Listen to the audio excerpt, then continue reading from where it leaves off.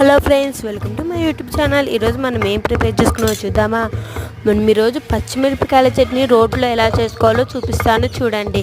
First ఒక బాలలో నూనె, పచ్చిమిరపకాయ, టమాటా, ఉల్లిగడ్డ, వంకాయ మీ ఇష్టం ఫ్రెండ్స్, వేసుకోవచ్చు వేసుకోకపోవచ్చు.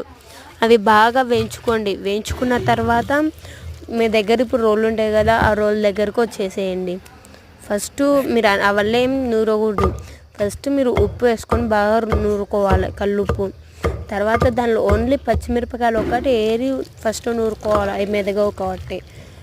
ఆ పచ్చిమిరపకాయ అంతా మెదిగిన తర్వాత టమాటో ఇవన్నీ వేసుకోవాలి, మీరు మిగతా ఉండేటి వల్ల వేసుకొని బాగా నూరుకోవాలి. ఇవేం తర్వాత పెట్టుకోవాల్సిన అవసరం కూడా లేదు ఫ్రెండ్స్. అలా బాగా మెత్తగా మీకు ఎంత కావాలంటే అంత మెత్తగా నూరుకోవచ్చు.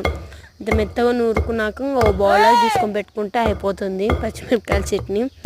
మీకు నచ్చితే లైక్ చేసుకొని సబ్స్క్రైబ్ చేసుకోండి ఫ్రెండ్స్.